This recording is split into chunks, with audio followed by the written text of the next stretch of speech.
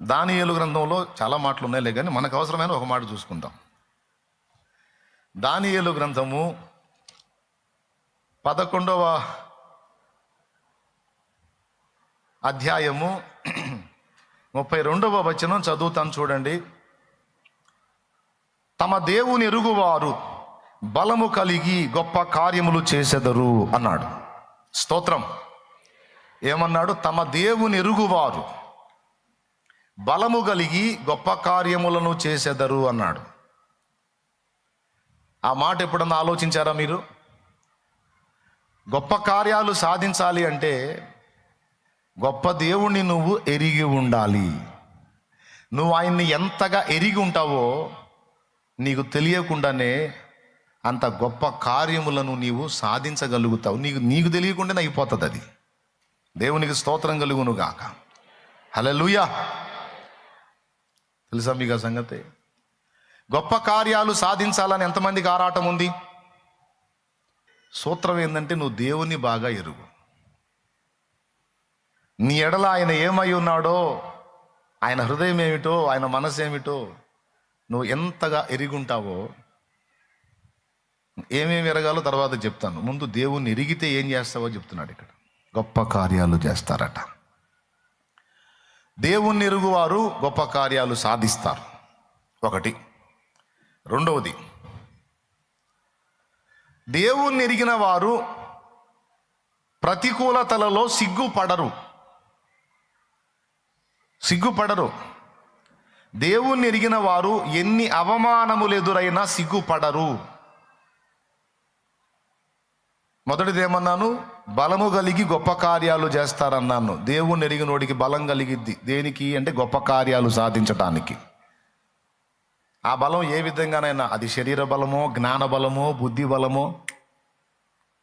ప్రపంచ ప్రఖ్యాతిగాంచిన శాస్త్రవేత్తలలో దాదాపు 80% మంది దేవుణ్ణి ఎరిగి సాధించినోళ్లే. నువ్వు వేసుకున్న చొక్కా కుట్టు మిషన్ కనిపెట్టినోడి దగ్గర నుంచి నువ్వు ఎగిరే ఫ్లైట్ వరకు, పైకి ఎగిరేటువంటి ప్రయాణ మాధ్యమం వరకు, అన్ని దాదాపు చాలా వరకు బైబిల్ ఎరిగినోళ్ళు, దేవుని ఎరిగినోళ్ళు, వాక్యం చదివినోళ్ళు, చూపులకు పిచ్చోళ్ళ కనబడ్డోళ్ళు, శరీర బలహీనలు, వాళ్ళే కనుక్కుంది. మొత్తం వీళ్ళు రైట్ సోదరులు, ఇవి మొత్తం క్రిస్టియన్సే. చూడండి వాళ్ళని. నువ్వు పరిగెత్తితే వాళ్ళు ఏం చూస్తారు? అదిగో క్రైస్తవులే వాళ్ళు, యేసుప్రభుని నమ్ముకున్న వాళ్ళు.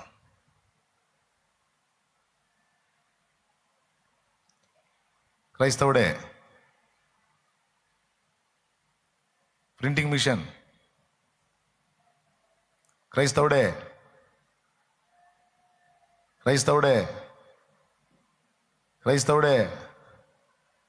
థామస్ ఆల్వా ఎడిసన్ గురించి చాలాసార్లు చెప్పాను నేను మీకు. ఈ రకంగా ఇస్తే ఇన్ని వస్తాయి. రేడియో కనుక్కుంది కూడా ఆయనే. ఎవరు? ఇంకొక క్రైస్తవుడే. ఇలాగ చాలామంది ప్రపంచ ప్రఖ్యాతిగాంచినటువంటి మేధావులు, జ్ఞానవంతులు, అంత బుద్ధిబలం, అంత జ్ఞానబలం వాళ్ళకి ఎక్కడి నుంచి వచ్చింది? అసలు అంత ఐడియాలజీ ఎక్కడి నుంచి వచ్చింది?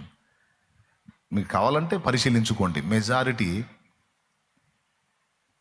క్రైస్తవులే ఉన్నారు.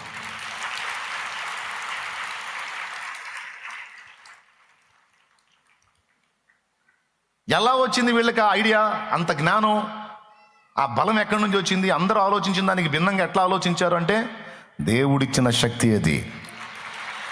మళ్ళీ వీళ్ళందరూ బైబిల్ చదివిన వాళ్ళే, చిన్నప్పుడు సండే స్కూల్కి వెళ్ళిన వాళ్ళే.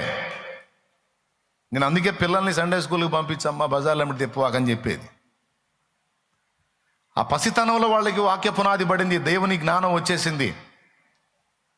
అది ఏ స్థాయికి వెళ్ళిందంటే అందరూ ఆలోచించేదానికి భిన్నంగా ఆలోచించి చాలామందికి ఈరోజు బల్బు లేని ఇల్లుందా? లైట్ వేసుకుంటున్నాడంటే, మతోన్మాది కూడా లైట్ వేసుకుంటున్నాడంటే క్రైస్తవుడు కష్టపడి జీవితాన్ని పణంగా పెట్టి కనుగొన్న దాన్ని వాడుకుంటున్నాడు. కెమెరా కనుక్కున్న దగ్గర నుంచి ప్రతి ఒక్కరూ పిన్నిసు గుండుసుతో సహా దేవుని బిడ్డలే. నేను చెబుతున్నా, ఒక దేవుని బిడ్డగా నువ్వు తక్కువ చదువు చదవడానికి వీల్లేదు. నీ క్లాసులో నిద్రమోహంది అనిపించుకోవడానికి వీల్లేదు.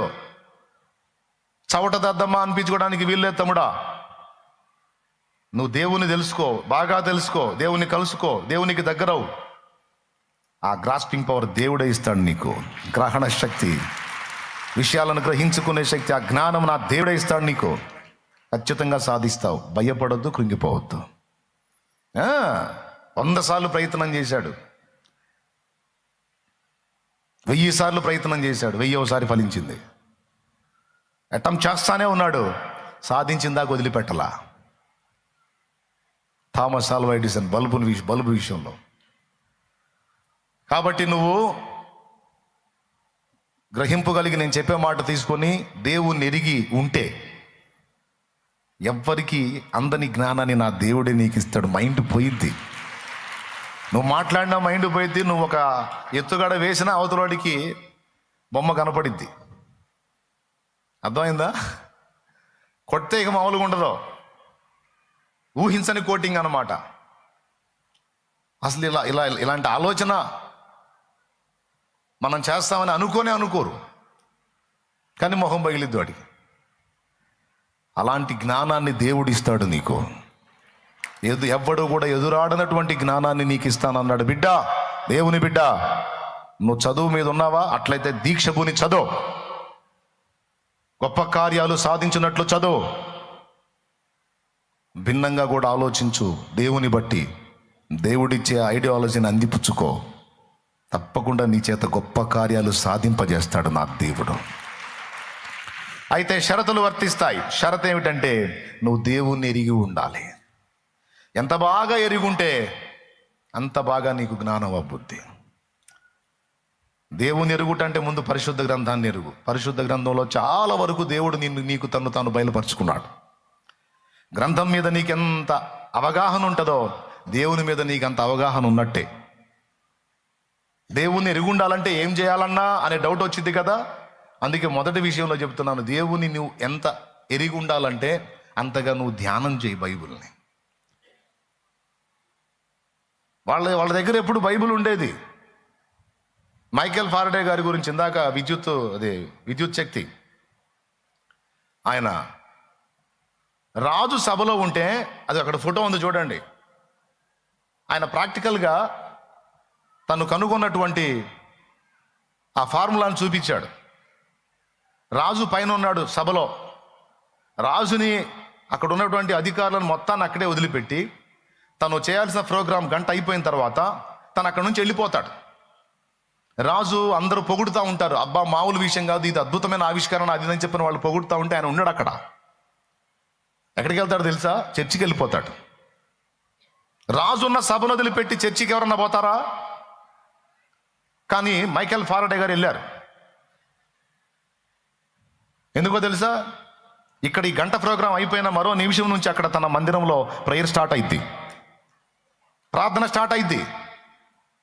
అందుకని రాజుల్ని ఆ వేదిక మీదే వదిలేసి రాజుల రాజైన వారి సన్నిధికి పరిగెత్తాడు.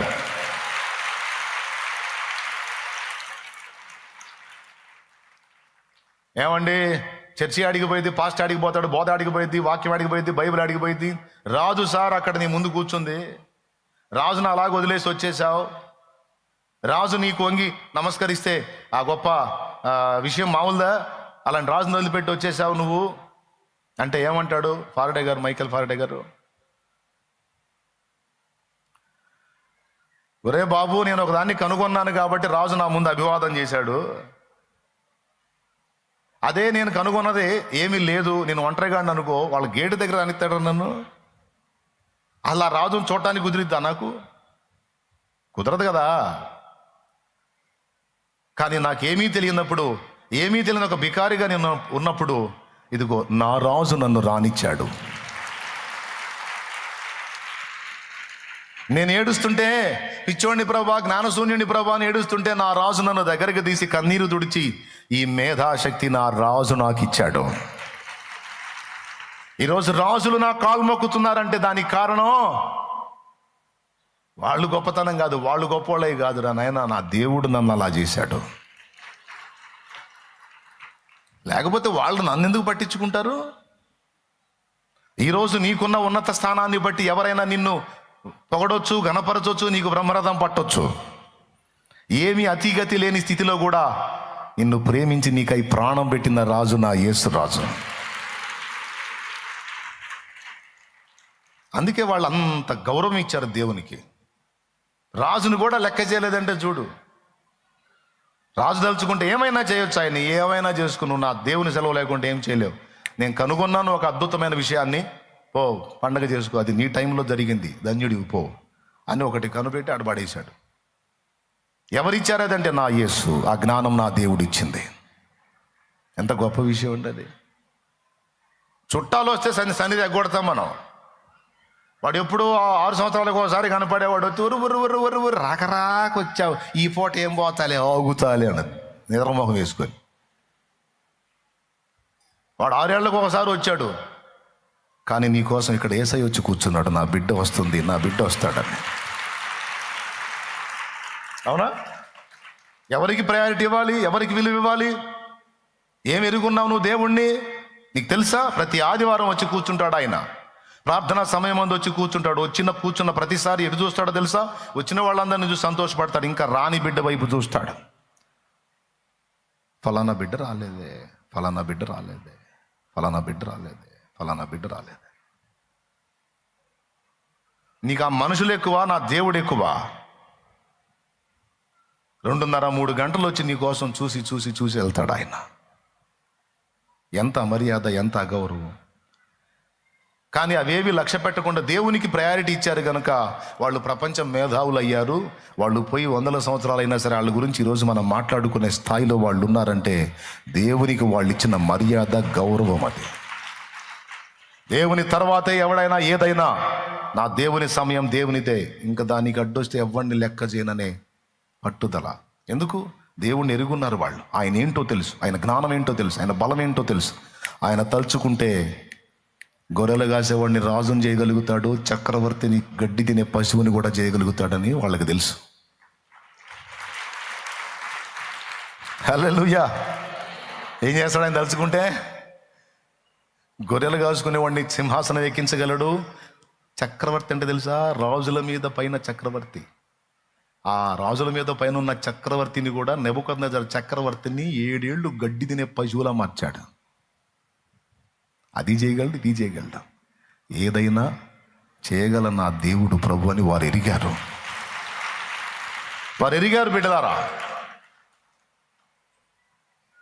ఆయన బలం ఏంటో వాళ్ళకి తెలుసు, ఆయన జ్ఞానం ఏంటో వాళ్ళకి తెలుసు. అందుకే వాళ్ళు ఆయనకే ప్రథమ స్థానం ఇచ్చారు. అలాగున నీవు కూడా పరిశుద్ధ గ్రంథానికి టైం ఇవ్వు, ధ్యానించు. ఇది చదివితే నా సబ్జెక్టుకి దీనికి ఏం సంబంధం అనొద్దు. నువ్వు చదివే సబ్జెక్టు ఆఫ్టర్ ఆల్ దీని ముందు. అది ఏ అంత సబ్జెక్ట్ అయినా సరే ఆఫ్టర్ ఆల్ దీని ముందు. భూలోకంలో ఏ స్టడీ అయినా సరే దీని ముందు ఆఫ్టర్ ఆల్.